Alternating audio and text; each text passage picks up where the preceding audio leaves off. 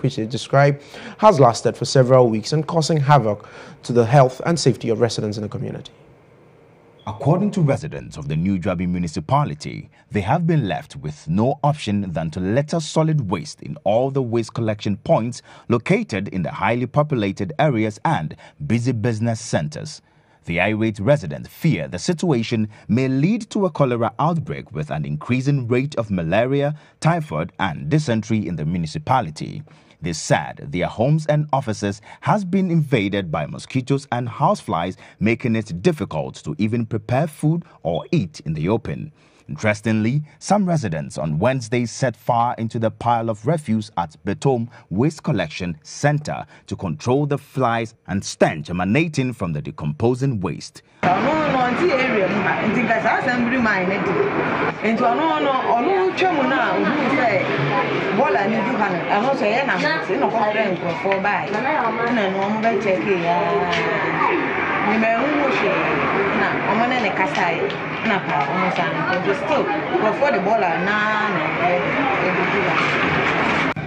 Look at the town. Where are people here?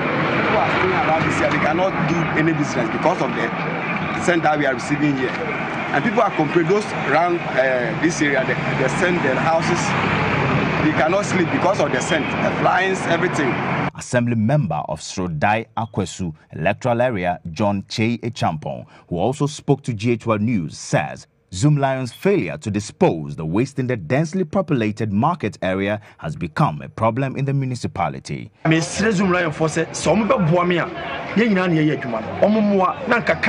day be available. Nanko the tuning in Abisiwama, not a fear for the market for in the gum. Kakran be good from Zoomline in order, Nanko no swabessa. Say Uncle Sadia, that the beyond a creti mosquitoes, any area, and one patem. But says Zoomline, Ben a Jumaya, me face Sanima winging out to be trapped. Municipal Chief Executive Officer of the New Dwabi, Comfort Asante, who also spoke to the news team, indicated that Zoomlion officials have been summoned by opinion leaders of New Dwabi to find an alternative arrangement to fix the challenge. Now, we'll still talk some more health and safety issues where over 200 children undergoing treatment for various cancer-related conditions have benefited from a donation by the Kweku Danso Abiam Foundation. Now, the donation of the medical equipment and drugs to the pediatric oncology unit of the Komfo Teaching Hospital is to support children whose parents and guardians are struggling to raise funds for their huge medical bills. About 150 fresh childhood cancer cases were recorded at the Pediatric Oncology Unit of the Komfo Teaching Hospital in 2017. The exercise, according to the foundation's president, is the first of its child cancer project in the Ashanti region.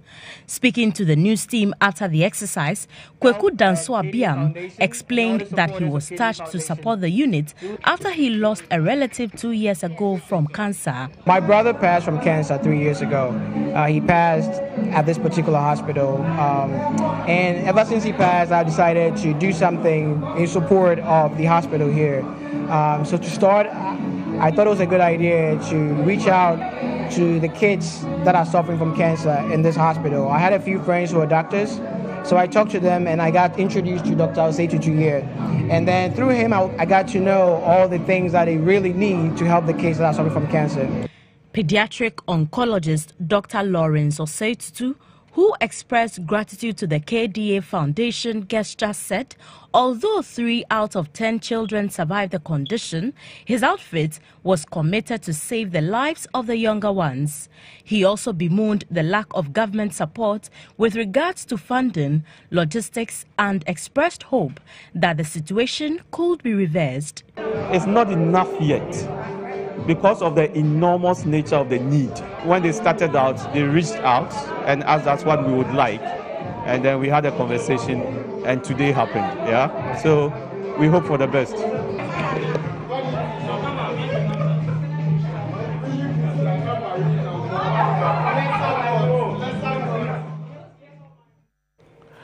Now to some transport-related news, and some drivers and commuters are unhappy with the decision by the Ghana Private Road Transport Union to increase transport fares.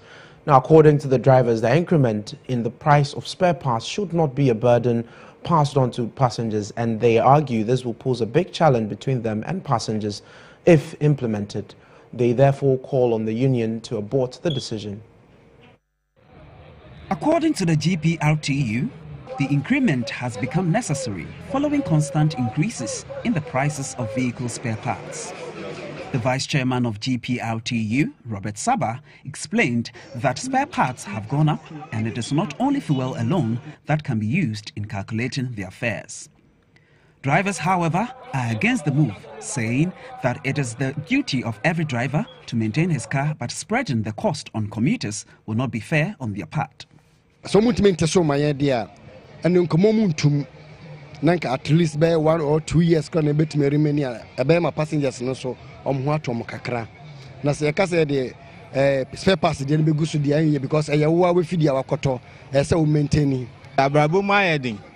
It is a who got two petrol mo na passengers no mo nti say what to petrol mu no mo to fare mo pe na aya kasa so person be on the taxes to it is a passengers so there and they dey difficult to beba because of say in case Ghana yet say to petrol mu there you're right to say bia yet to lolo fair but say in case bia ya to spare parts so nti no mo extend up passengers so there to me no me as a driver the me hu ni say yes na say no. Well, I don't think this is fair because for every business you have to factor in your cost of production, and it's based on that you are able to bill your customers or put a cost to your products you're selling. So I don't think that is fair, and it couldn't have been the case that all these years they have never taken they haven't taken full cost of the spare parts. The government in 2017 scrapped import duties on some selected spare parts following a campaign promise in the 2016 general elections. It is thus unclear whether the spare part used by these GPRTU members were not affected by the tax cut. Now we'll see what's happening in the tourism industry as the 2018 Kwahu Paragliding Festival has been launched in Accra by the Ghana Tourism Authority with a call on the media to give the event a wider and extensive publicity before and during the festival to attract the needed patronage for optimum results. And now this year's festival, which is the 11th in the series, will be held from Friday, March 30th to April the 2nd this year. The festival is expected to attract many revelers, both Ghanaians and foreigners, to Kwahu and the Odronoma mountain at TB in particular. There's more in the report. According to the Chief Executive of the Ghana Tourism Authority, 10 seasoned international paragliding tandem pilots are expected to participate in this year's festival. This year's event is on the theme, You Too Can Fly, to give everyone the opportunity to fly without any excuse. In 2017, one of the things we set off to do was to try and stabilize the industry by engaging more with our stakeholders, by making sure that we take proper stock of all the inventory that we have, the various attractions, and how we can upgrade the facilities. One of the key things that we've set ourselves to do is to ensure that our tourist facilities and attractions are upgraded, at least at the minimal level that will make people want to come back to it. The authority says it's engaging municipal and district chief executives to ensure that tourism facilities across the country are upgraded. And in Kwahu, at the Odronoma Mountains, if you go there now, there's work ongoing to expand the takeoff site. In previous years, we could take off only one pilot at a time. And so you always have a backlog of people who want to fly and are unable to fly. Currently, with the expanded takeoff point at TBA, we are hoping to be able to fly 4 at a time, minimum.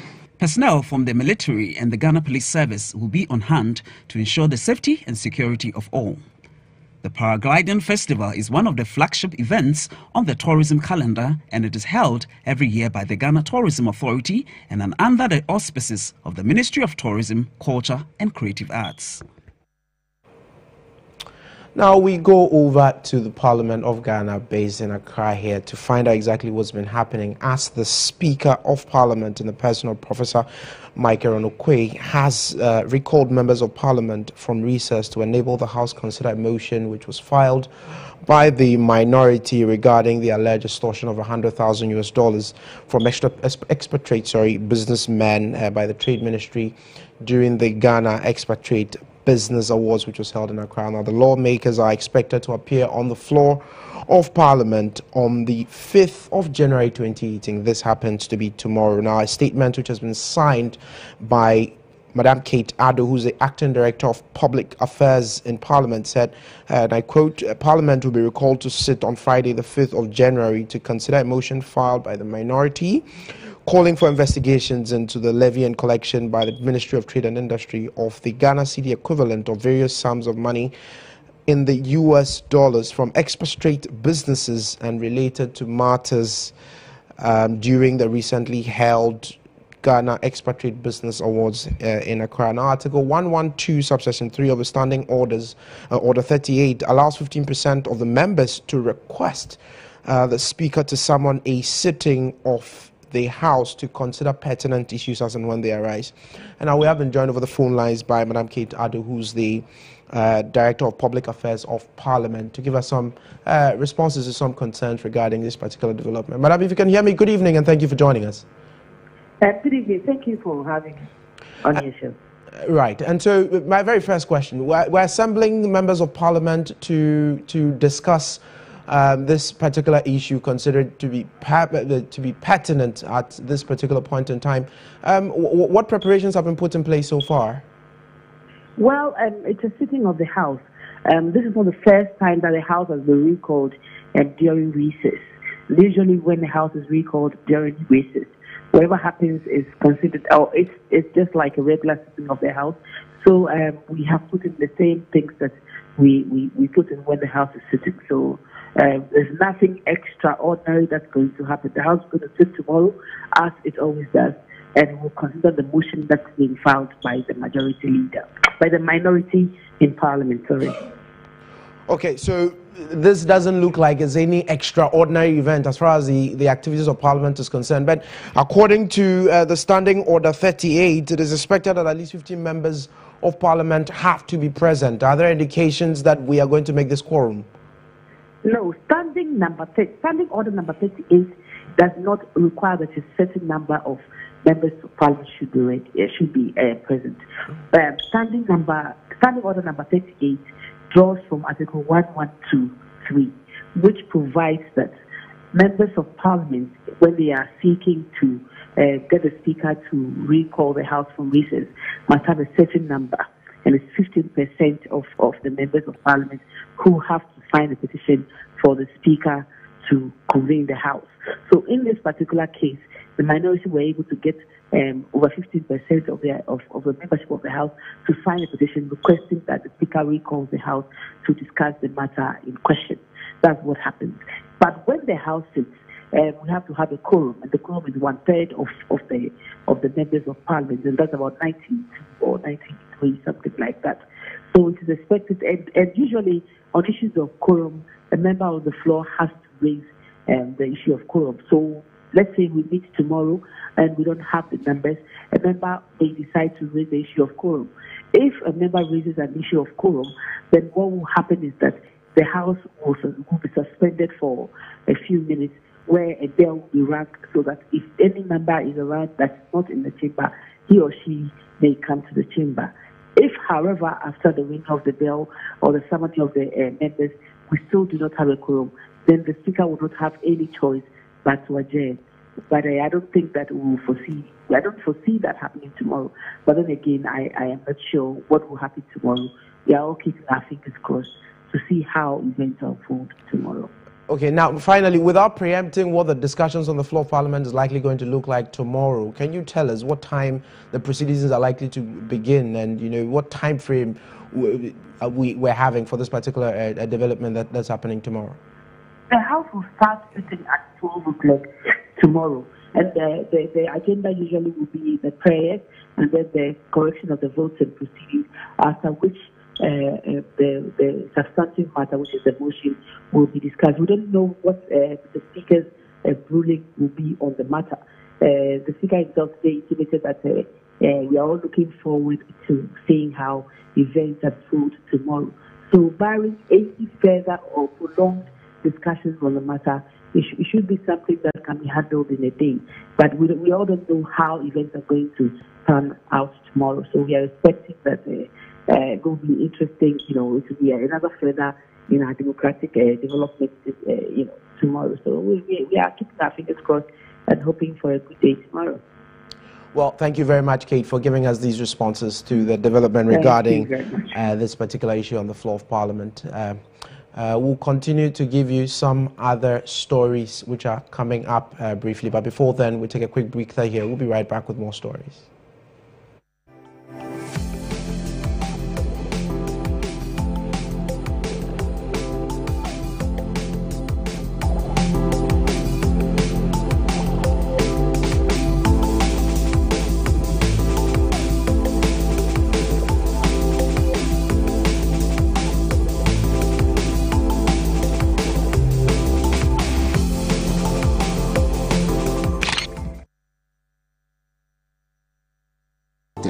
Kakai 777 bitters. Mepensa papa bia no manu bina shemu Ghana ne China no bina kwani e dia shemu Chiche bina obeye fine drink and make you no waste time Nyampa kakai bitters yeah come it's good for your party so kakai bitters for your engagement so kakai bitters good for your funeral so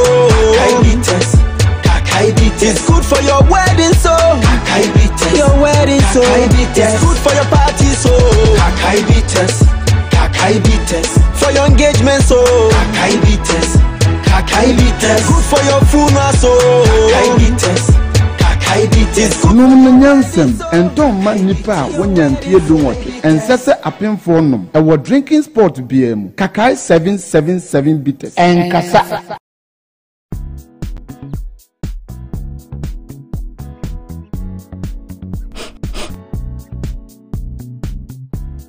Achu! Now where you get this one too for?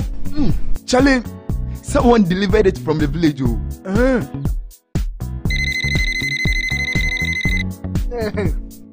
Ma, Jack, what's that caponchino? What you paying?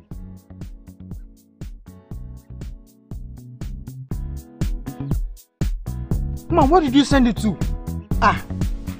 Didn't you say your house is the one with the blue kiosk in front of it?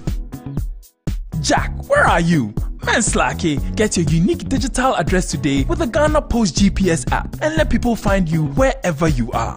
Ghana Post GPS. Be visible. Dear now, you know. Me Jimmy digital address. Also, Joe, dear. Your information is protected by the Data Protection Act 843. Jamie, therefore, ma yawo hoy brings you. Na fe mu so mo kwan. Say the therefore say no. Wada wo ma manento nana say nsuo asem de mo ha na okra ye ba no ye de nsuo ba. Adai. Se waba efie. Wa say yen ma mu nsuo nom no. Wo so di nsuo ba. Eni sai. Nana eti amra. Odefo yesre wo. Nsuo we ke. Eye ahemfu nsuo a ye de afa mfidie mu.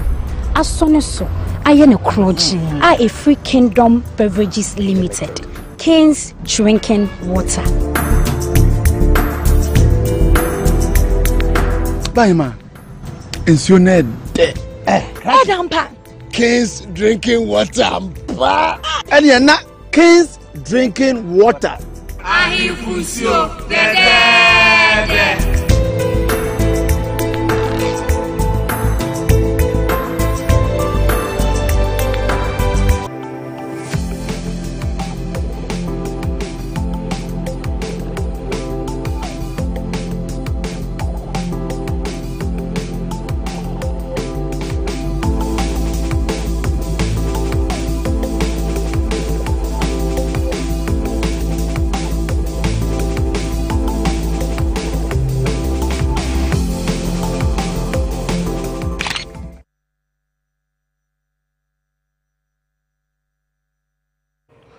You're welcome back to News Tonight here on GHOne Television. We're also live on DSTV channel 361. Now to some other stories we have for the evening. The Ghana Immigration Service has begun the phase 2 of its recruitment exercise to employ some 500 qualified Ghanaians to beef up its operations. Now the exercise, which started today, Thursday, at the Elwak Sports Stadium, saw thousands of young people thronging the stadium for body screening exercises and the verification of their documents. Samuel Lancelot Boateng has more in the report. A total of 84,637 candidates applied online using an e-voucher. But in all, 47,477 were shortlisted for the phase 2 of the recruitment exercise. In Accra, the exercise saw over 15,000 persons who thronged the Elwak Sports Stadium for the phase 2 of the recruitment exercise, which was to screen them and verify their documents. Superintendent Michael Amakon Atta, the Public Relations Officer of the Ghana Immigration Service, explained further the rationale behind the exercise. The online application is the applicant and the form that he's filling online. The second phase is the applicant and the service. So now, you claim online that you had 5 passes, including English or Maths. So now let us see the evidence of what you put online. So then we verify. Then you claim you are 5.8. So that's the road. Go under it, let's see. Some prospective recruits who spoke to the news team shared their views on the exercise so far. Oh, it's been very, very hectic. Since I came here around 5, and I was being in the line, and the line is not even moving. I still have the belief that I'll be able to go through the process.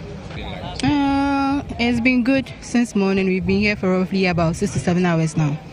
Yeah, and then the officers, the way some of the officers, the way they direct us, they make the thing very hectic. You have to run here and there. That's the only challenge you have, but they're running. A similar exercise is taking place in the other 9 regions across Ghana. Candidates who are lucky to pass their phase 2 of the process will be given index numbers to sit for an aptitude test, with the final phase climaxed with a medical examination.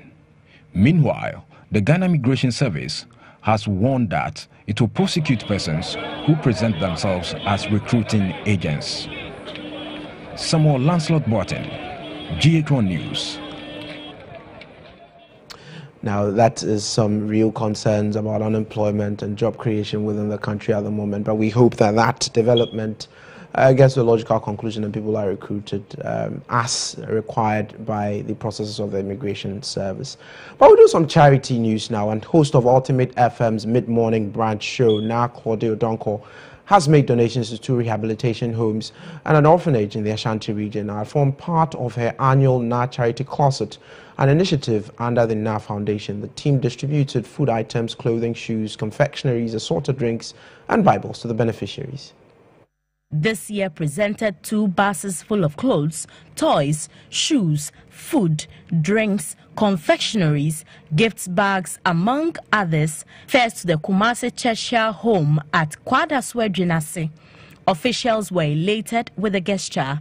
The inmates of the Adult Mental Rehabilitation Center were warm and hospitable as the leader of the team, Claudio Donko, interacted with them. Medical officer is also here to educate them on certain illness and contagious diseases and some what we call hypertension and diabetes and all those things. So it's highly comprehensive. We love that. We appreciate it.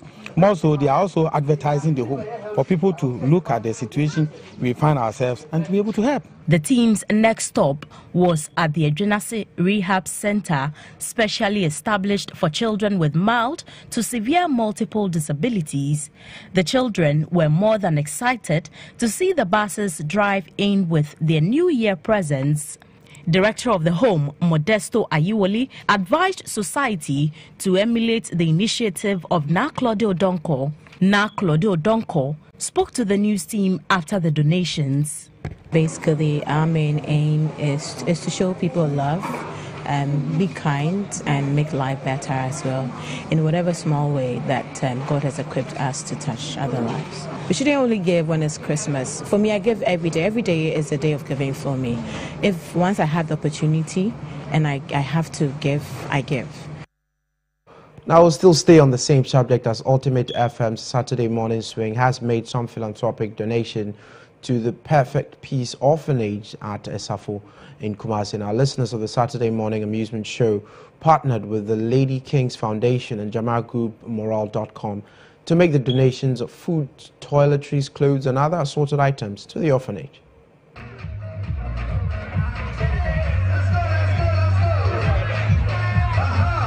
It was a rollicking time of Jama and dancing when the Ultimate FM Saturday Morning Swing team visited the Perfect Promise Orphanage. Located at Asafo within the Mechanics Enclave, the orphanage houses some 33 orphans, some as young as toddlers. The home is one of the most neglected orphanages in the Ashanti region as it receives little or no support from the public. Host of the SMS show, Nana Benin Anamel, relayed his inspiration and motivation for choosing to advance this gesture to the Perfect Promise Orphanage. Founder and mother of the home, Mary Bonsu, was full of gratitude to the Ultimate FM's team. Co-host of the show, Atupa, who did not disappoint with his usual comedy, commended all who contributed to make the donation a success.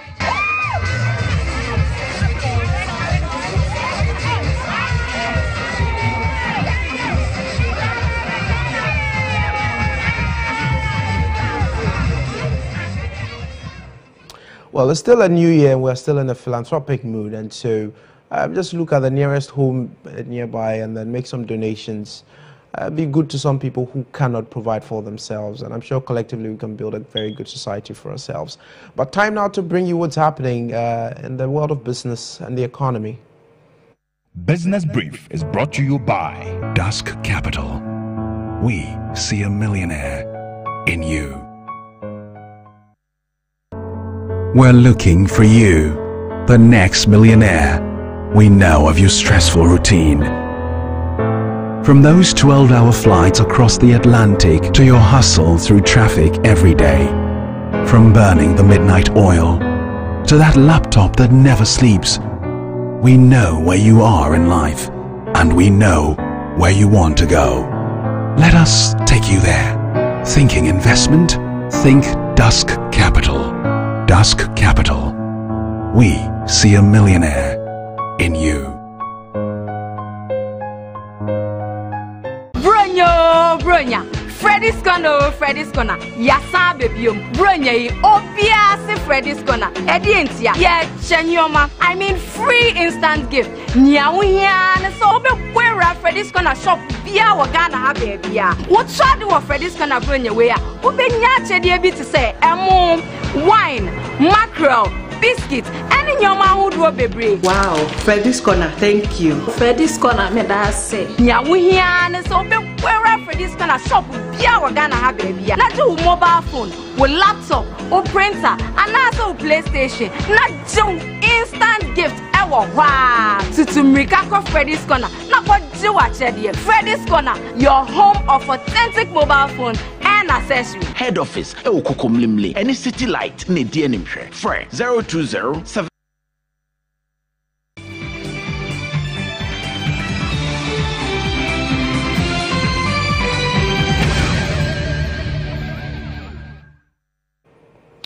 Well, now in business today, MultiChoice Ghana has stated that it will continue to support Ghana's efforts in achieving economic growth and enhanced job creation in the various sectors of the Ghanaian economy. Now, the company, which operates pay TV services, DSTV and GoTV, which has just commissioned its new head office in Abelinkpe in Accra, has also promised to make world-class entertainment more accessible to viewers with the right content. There's more in the report. After its operation in Ghana for over 24 years, MultiChoice Ghana has commissioned its new head office, which hosts a total of 142 staff from Ghana, West and Central Africa. The new edifice, which was put up within 17 months, has facilities such as training rooms, call centers, warehouse, a canteen, conference halls, a gym, among others. Speaking at the commissioning of the new building, Board Chairman of MultiChoice Ghana, Richard Daku, indicated that ultimate customer convenience is at the heart of the design of the new office complex, which is easily accessible to all. Ultimate customer convenience is at the heart of the design of our new office complex, with easy accessibility, ample parking space, a customer experience zone for new products and services, as well as queuematic system to manage and schedule customer waiting time. Today, the DSTV platform carries and maintains an uplink of 10 premium Ghanaian channels, with an investment of over $1 million. Managing Director of MultiChoice Ghana, Cecil Sunkwa Mills, also noted that the company is willing to do whatever it takes to satisfy its customers. We've used this building to handle all the customer experience, and at the same time it also is able to have in storage all our decoders. We've localized our package. We've reviewed prices. If you have from 9 CDs a month, you can get GoTV in your home, and from 35 CDs a month, you can get DSTV in your home. And you get to get the 10 best local channels and the best of international channels of every aspect. He added that the outlet will ensure that the practice of piracy in the sector ends so as to generate tax revenue for the country. This is what we've been going on and telling people about the illegality of bringing decoders into country. We have already interrupted a large number, and we will keep doing it to make sure that we give the GRA the tax that they need to have, and then we can provide jobs for our Ghanaian people, and we'll keep doing it.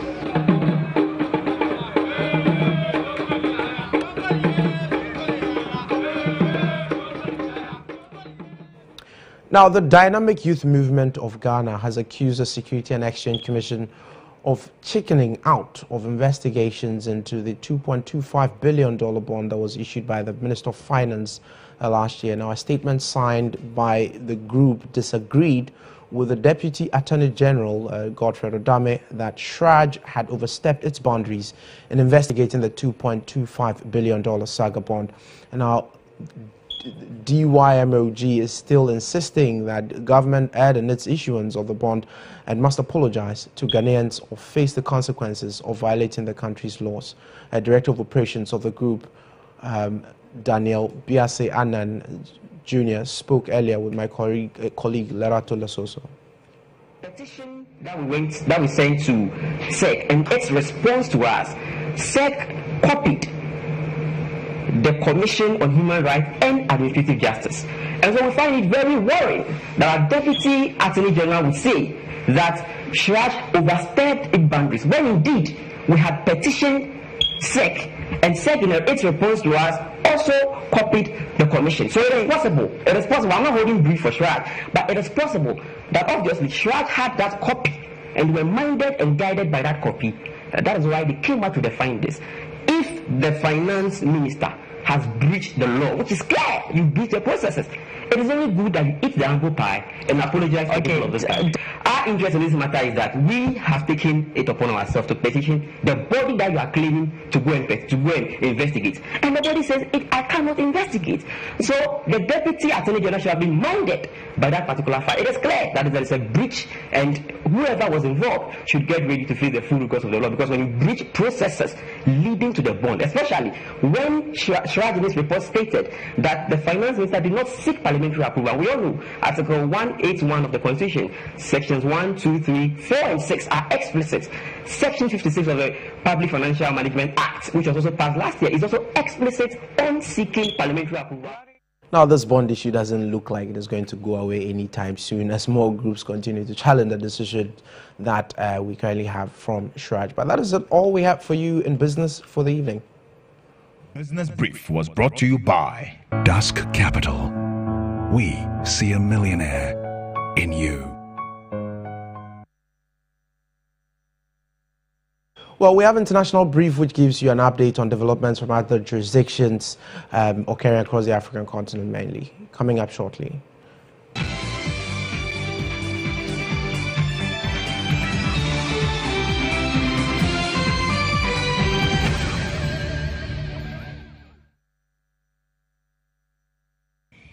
A passenger train has caught fire in South Africa after colliding with a truck, killing at least 12 people and injuring 268.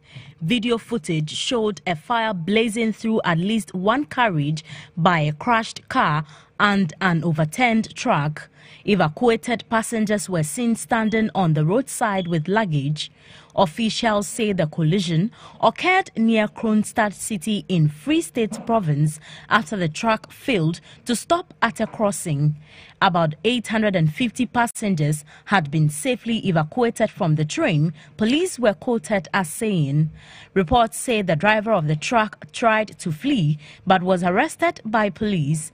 Officials fear the number of dead could rise. The train was traveling from the coastal city of Port Elizabeth to the commercial capital Johannesburg when the crash occurred.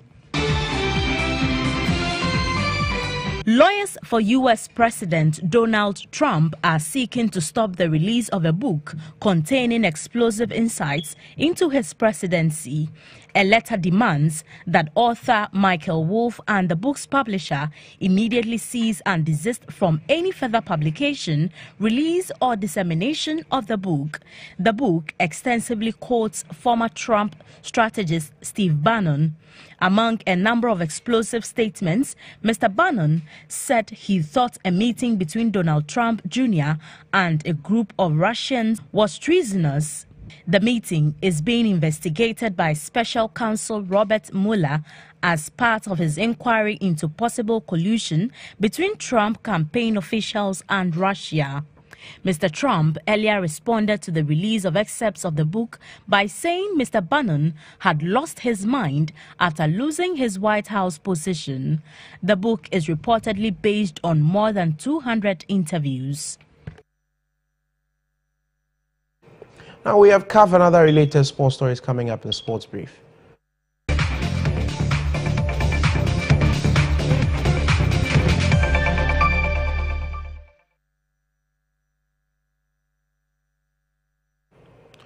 Now, the President, His Excellency Nana Addo Dankwa Akufo-Addo, has called on Ghanaian footballers to be motivated by the annual awards of the Confederation of African Football, CAF, to attain higher standards in their footballing career. Now, this, the President says, will fast-track the development of the game on the African continent. Now, the President made this statement when the President of CAF, Mr. Ahmed, called on him at the Flagstaff House on Wednesday. We're grateful and that you have chosen to recognize our country's involvement in African football by hosting the ceremony here in Ghana. It's an honor for us, which we thank you. We have to thank your benefactor also for stepping up to provide the support. It is extremely important that the development of African football continues to be a high priority for all the various nations of Africa. There's a lot of talent in our continent. The pioneers are here, Tony Bafu and the others, but today's grouping tells even the people whose names have been put forward as the nominees for this year are some of the biggest players on the planet. They are world stars, and there are several who have that capacity and potential here on the continent. So the development of the sport on the continent is something that we should all pay a lot of attention to, so that we can unearth all of that talent, grow it, and strengthen the football on the continent.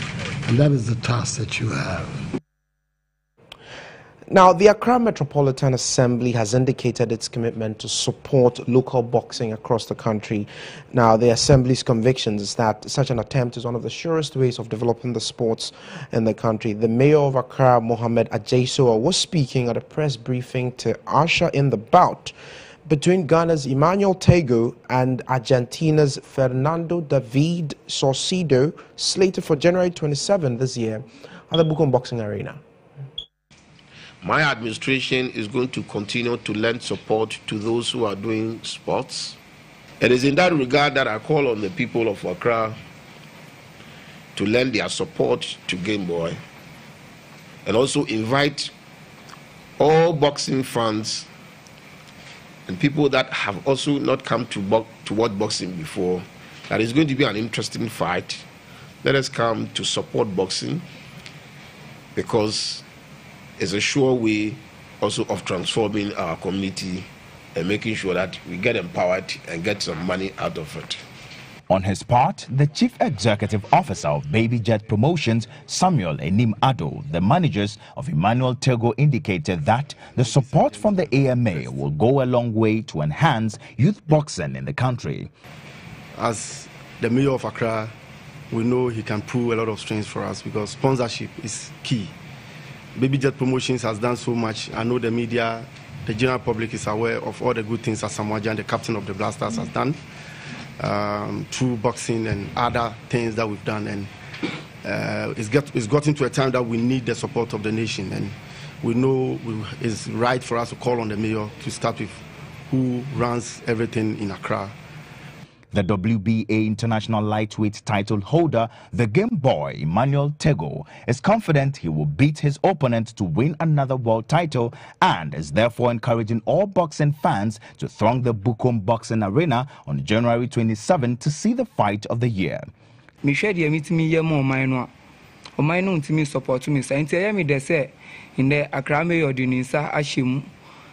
Wa confirm mamu ina say obeboa me o hwe so very soon e me fight we wa wan babuko boxing arena no de ever we can show no bounce no am Emmanuel Tego and family. Tego currently holds the WBA International Lightweight belt, a title he won in 2015 when he stopped Filipino Jobert de los Reyes in round 4 and IBO lightweight belt following a 12-round unanimous decision win over South Africans in Zonke Mfana in 2016. Well, sports indeed is relevant, and we should find ways of supporting all the sporting activities, including boxing. But we move on to flashback, and this evening we're calling back one of the stories we did sometime last year, which focused on drug addiction. And the title of the report is Drug Lords of Old Fadama. As you do recall, Old Fadama consistently has been in the news for breeding some of the most notorious people we have across the country. But then again, there are equal social challenges and difficulties that they face, and this report clearly focused on one of them. Take a look at the story.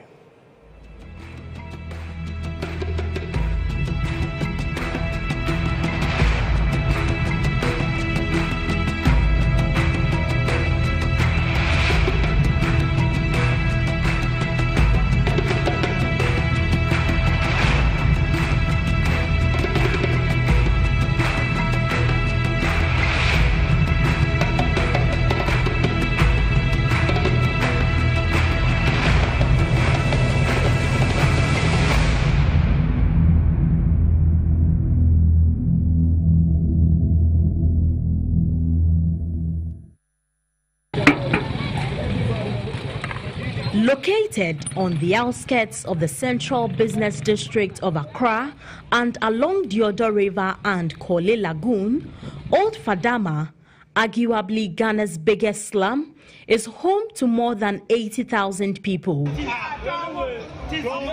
Many argue that the conflicts and social vices often in this community are as a result of the increasing abuse of drugs, particularly cannabis, marijuana or Indian hemp. You go fit stay one day without weed? No, I can't fit stay.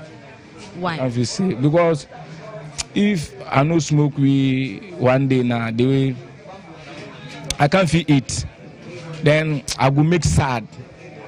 Because then I will still think. Then when I get rid there now, I think say I did normal.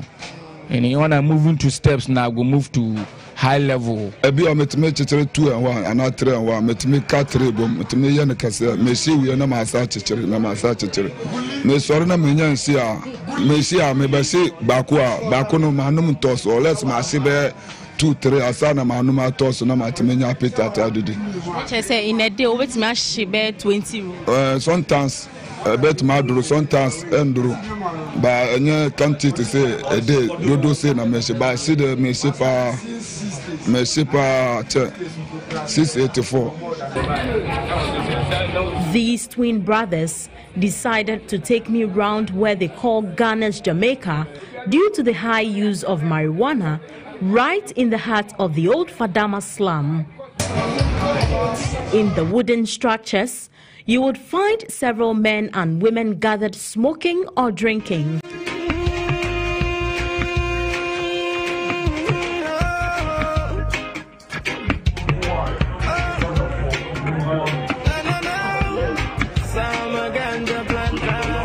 We chanced on some of the drug lords of the area processing the Indian hemp for sale after being bought from the farms in blocks or wrapped in black polythene and duct tapes.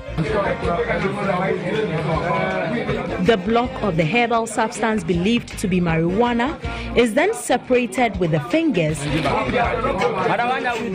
masticated into several other smaller pieces, cut with scissors, and packed into special papers and sold at 2 Ghana cedis per roll to buyers.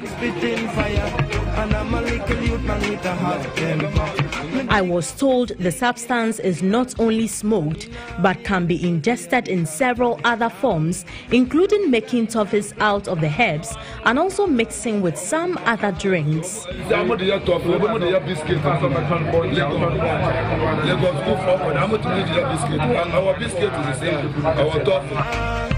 We quizzed some smokers in the slum in our quest to find out why they are so addicted to the substance and what exactly they get from ingesting it.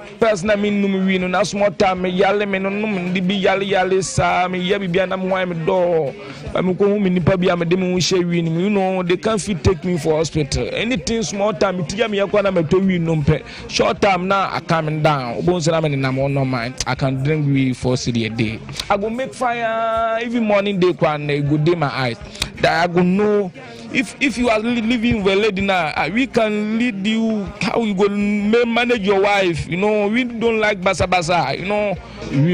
Yeah, they be straight now. Money more. So we are one. Bemwa two. Bemwa straight no more. And my own respect here, so who be out coming down. And my own count home konipem. Me person me yakase. Ena ka enya say we na mesia nka me yakase. Ena me yakase a mempe. Me body say na meteno.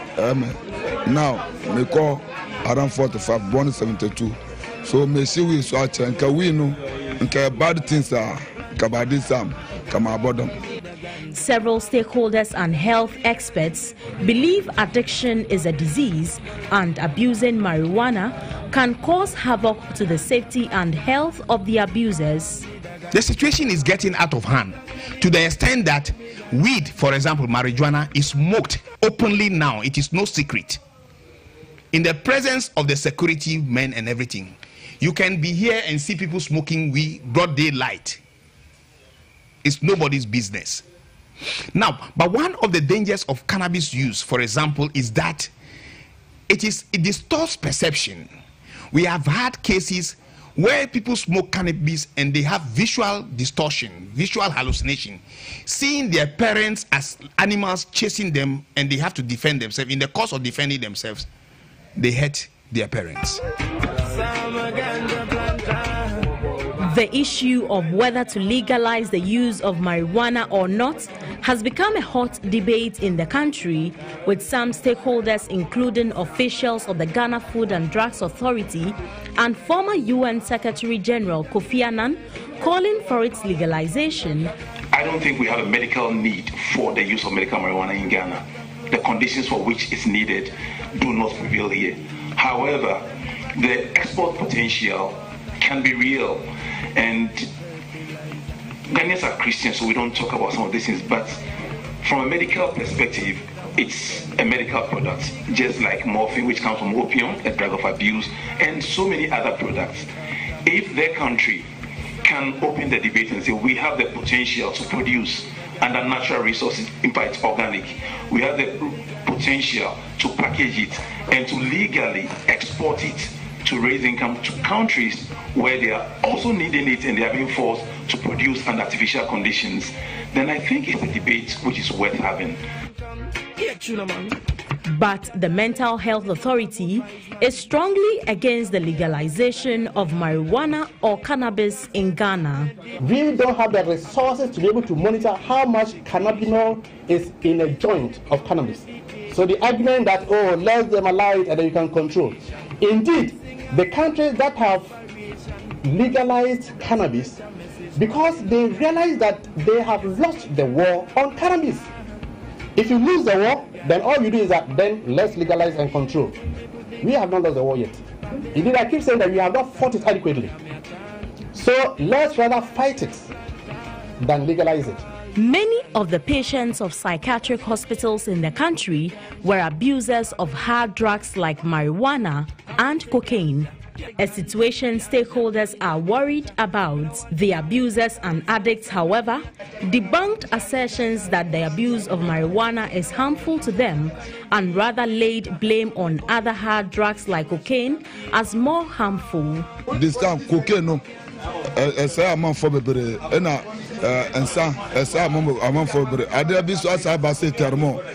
for fine. You know things say maybe we go feel make you mad.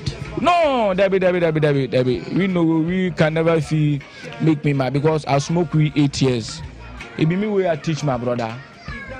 Then at the same time I teach my small brothers. I say it they help them. I will see we are about them and away.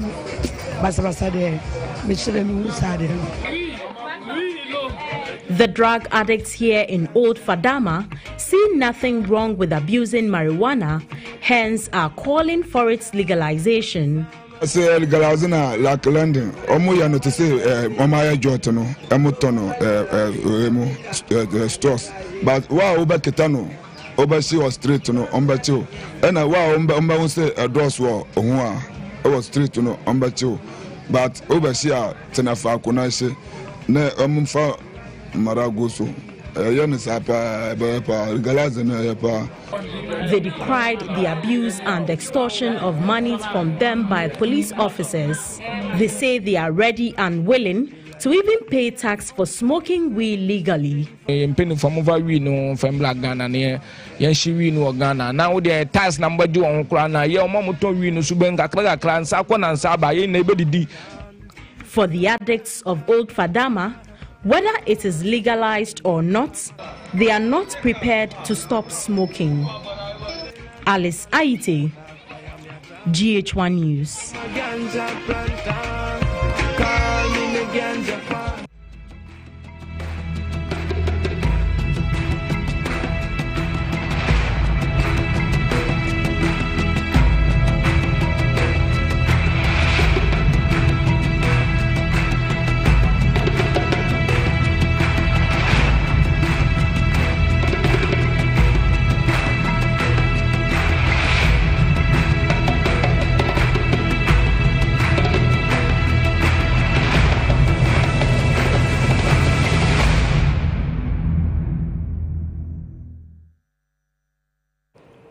Well, and so the debate and conversation will continue to legalize or not to legalize. But to pick up some excerpts from that particular report, if people are spending averagely 4 Ghana cedis, like you read in that report, on drugs, marijuana, they're spending nearly 120, 130 cedis per month. Well, that is nearly 25% of the average income that is reported by the Ghana Statistical Services for people that are gainfully employed within this country as far back as 2015. What that means is that a significant amount of money is being spent on that particular sector of the economy. But there are social effects, social challenges that we need to deal with. And so, again, this is a very interesting report that we have. Now we move on and bring you some entertainment news in E-Zone.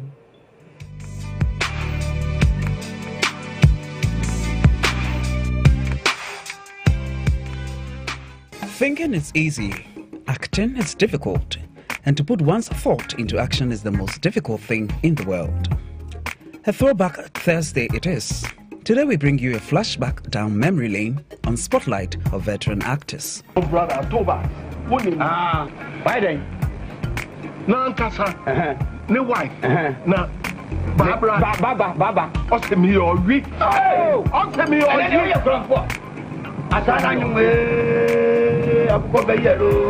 They were the gem on our screens in time past. They brought their artistic attribute to bear anytime they wear their character in movies. Santo, I'm very, very sorry. I'm Pamecho of our myself. I'm so bad, Jimmy. Safa Jimmy. What did you cry no good answer? I wait, the Manocopa, and just say, the gay jam. Ah, what are you? Why? I'm quite saying what you said, I will soon after. I fell I'm into Buapu. Movies in the past would never be complete without the likes of Lioness Grace Naughty, Iron Lady Grace Omabo, George Williams, Super Oldie, The Quarrelsome McJordan Namati, Nat Banini, Augustine Abbey, popularly known as Ed Coco, Brew Riverson Jr., Emmanuel Ama, Judas, Victor Lutrot, Freda Mugi, Kojo Daxon, David Donto, Rama Brew, the Diabolo Man Bob Smith Jr., Adwa Smart, among others. We wish to relish those moments with their delectable presence on our screens. My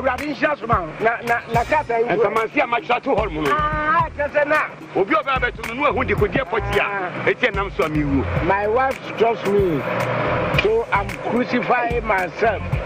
Nobody kills.